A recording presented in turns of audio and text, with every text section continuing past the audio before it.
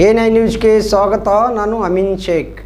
ಇಡೀ ದೇಶದಲ್ಲಿ ಮೊಟ್ಟ ಮೊದಲ ಬಾರಿಗೆ 112 ಎಮರ್ಜೆನ್ಸಿ ರೆಸ್ಪಾನ್ಸ್ ಬಹುಭಾಷೆಗಳಲ್ಲಿ ಸ್ಪಂದಿಸುವ ತಂತ್ರಜ್ಞಾನವನ್ನು ಬೆಂಗಳೂರು ನಗರ ಪೊಲೀಸರು ಅಳವಡಿಸಿಕೊಂಡಿದ್ದು, ನಗರ ಪೊಲೀಸ್ ಆಯುಕ್ತರ ಕಚೇರಿಯಲ್ಲಿ ಇಂದು ಚಾಲನೆ ನೀಡಿದೆ.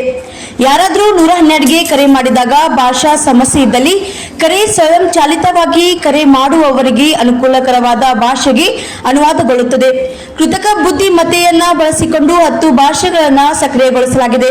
112 ಎಮರ್ಜೆನ್ಸಿ ರೆಸ್ಪಾನ್ಸ್ ಆಯಾ ರಾಜ್ಯಗಳ ಭಾಷೆಗಳಿಗೆ ಸೀಮಿತವಾಗಿ ಸೇವೆಯನ್ನ ನೀಡಲಾಗುತ್ತಿದೆ. ಇದೇ ಮೊದಲ ಬಾರಿಗೆ ಬೆಂಗಳೂರು ಪೊಲೀಸರು ಕನ್ನಡ ಭಾಷೆ ಸೇರಿದಂತೆ ವಿವಿಧ ರಾಜ್ಯಗಳ 7 ಭಾಷೆಗಳಿಗೆ ಮತ್ತು ಹೊರದೇಶಗಳ 3 ಭಾಷೆಗಳಿಗೆ ಸ್ಪಂದಿಸಲಿದೆ. 112 ಕರೆ ಮಾಡುವ ನಾಗರಿಕರು ಅವರು ಮಾತನಾಡುವ ಅನುಕೂಲಕರ ಭಾಷೆಯಲ್ಲಿ ಅರ್ಥವಾಗುವ ರೀತಿಯಲ್ಲಿ ಯಾವುದೇ ರೀತಿಯ ತುರ್ತು ಕರೆಗಳಿಗೆ ತರ್ಜುಮೆ ಮಾಡಿ ನೆರವು ನೀಡಲಾಗುತ್ತಿದೆ. ದೇಶದ ಯಾವುದೇ ಮಹಾನಗರಗಳಲ್ಲಿಯೂ 112 ಎಮರ್ಜೆನ್ಸಿ ರೆಸ್ಪಾನ್ಸ್ಗೆ ಈ ರೀತಿಯ ತಂತ್ರಜ್ಞಾನವನ್ನು ಅಳವಡಿಸಿಕೊಂಡಿಲ್ಲ.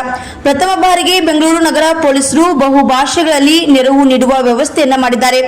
ಬೆಂಗಾಲಿ, ಗುಜರಾತಿ, ಒಡಿಯಾ, ಮಣಿಪುರಿ, ಕಾಶ್ಮೀರಿ, ನೇಪಾಳಿ ಮತ್ತು ಆಸಾಮಿ ಭಾಷೆಗಳಿಗೆ ಸ್ಪಂದಿಸುವ ವ್ಯವಸ್ಥೆಯನ್ನ ಮಾಡಲಾಗಿದೆ. ಪ್ರಪಂಚದ ಎಲ್ಲಾ ಕಡೆಯ ಜನರು ಬೆಂಗಳೂರಿಗೆ ಬರುತ್ತಿದ್ದಾರೆ. ಸಾಮಾನ್ಯವಾಗಿ ಹೊರ ದೇಶದಿಂದ ಬರುವವರು ಇಂಗ್ಲಿಷ್ ಭಾಷೆ ಹೊರತಾಗಿ ಬೇರೆ ಭಾಷೆಗಳಲ್ಲಿ ಮಾತನಾಡುವವರು ಹೆಚ್ಚಿನ ಜನಸಂಖ್ಯೆಯಲ್ಲಿದ್ದಾರೆ.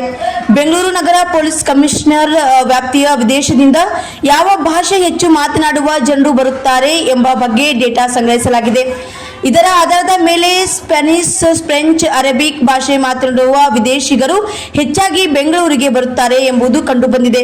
ವಿದೇಶಿಗರಿಗೂ ಯಾವುದೇ ರೀತಿಯ ತೊಂದರೆ ಆಗಬಾರದು ಎಂಬ ನಿಟ್ಟಿನಲ್ಲಿ ಬಹುಭಾಷೆಗಳಿಗೆ ಸ್ಪಂದಿಸುವ ವ್ಯವಸ್ಥೆಯನ್ನು ಅಳವಡಿಸಿಕೊಳ್ಳಲಾಗಿದೆ. 112 ERSS ಬಹುಭಾಷೆಗಳಲ್ಲಿ ಸ್ಪಂದಿಸುವ ವ್ಯವಸ್ಥೆ ಬಹಳ ಉಪಯುಕ್ತವಾಗಲಿದೆ.